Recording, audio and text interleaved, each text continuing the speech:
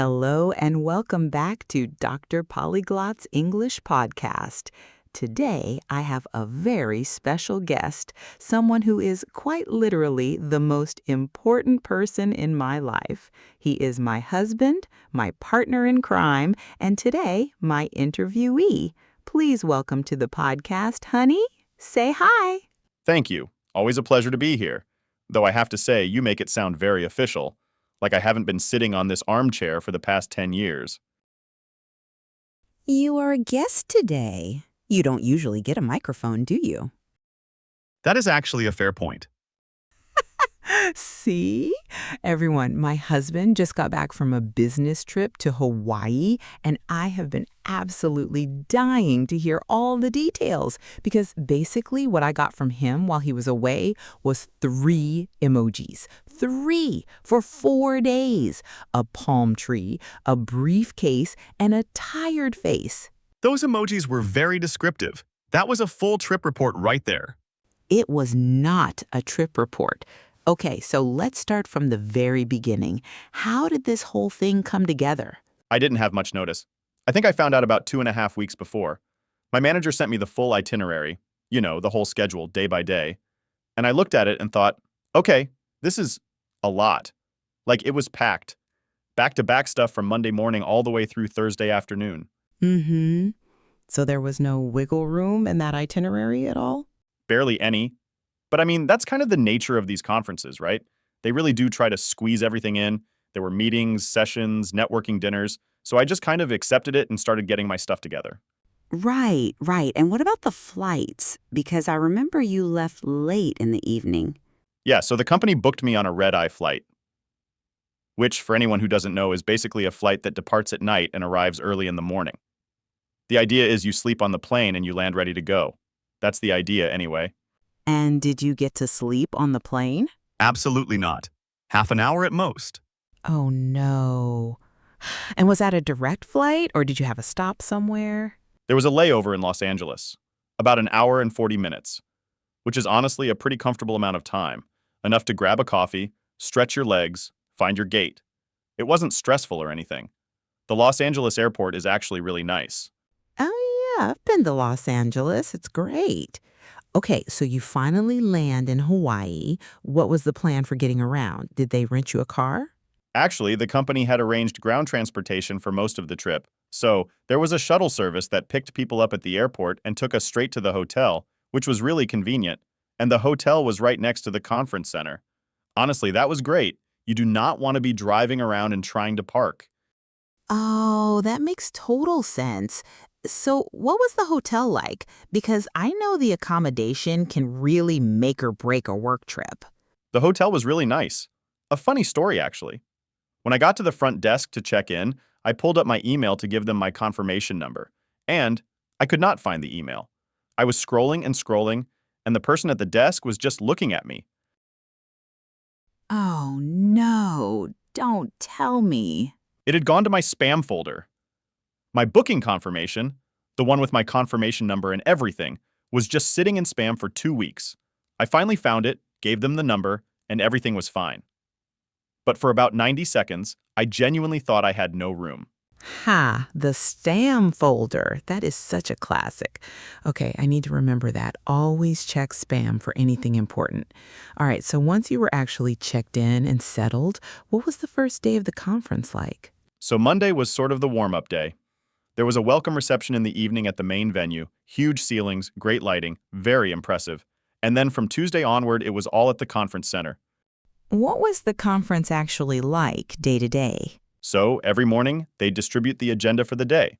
Basically a printed schedule showing every session, every panel, every breakout room, what time things started and ended. And you'd plan your day around it. Some sessions overlapped, so you had to choose what to attend. Right, yeah. And then, in the afternoons, there were more formal sit-down meetings, smaller groups, specific topics. Someone always had to take the minutes, write down everything that was discussed and decided, so there'd be an official record of the meeting. Okay, so now I have to ask about the big thing. Before you left, you mentioned you were hoping to get in front of some of the bigger names at the conference about your project. Did anything actually come of that? It did. and completely out of the blue.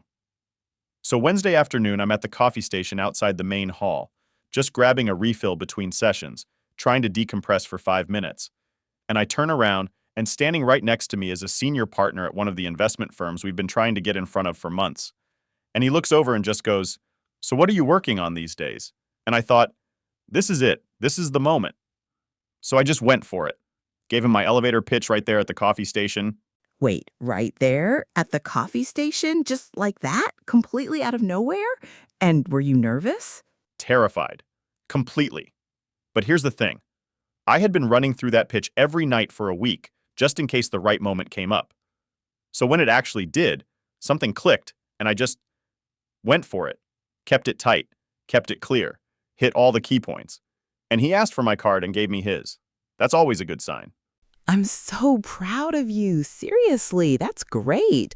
Okay, now I have to ask the really important question, which is the food. How was the food in Hawaii? Oh, the food was incredible.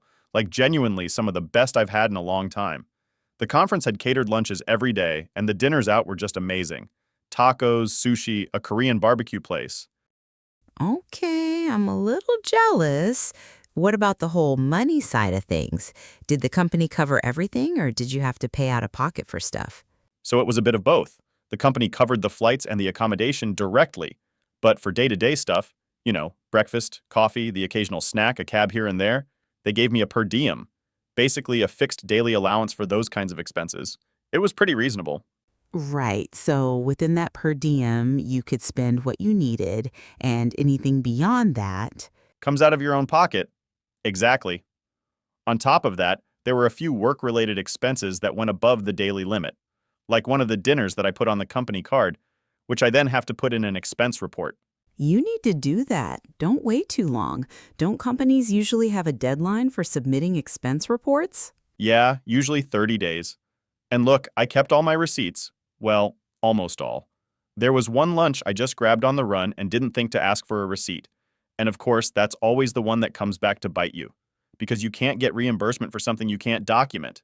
Exactly. And that's my absolute golden rule for anyone who travels for work. Always ask for a receipt.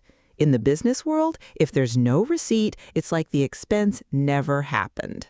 You are right. You tell me this every time.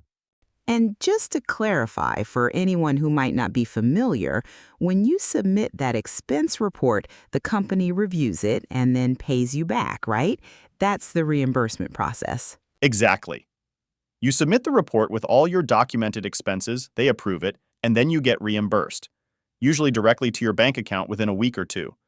And in some cases, if you paid for something like a conference registration fee up front, they might issue you a voucher that you can use for future company-related purchases instead of cash. Depends on the company's policy. Interesting. Okay, so all of that makes sense. Now, last thing before we wrap up. How did you feel when you got home?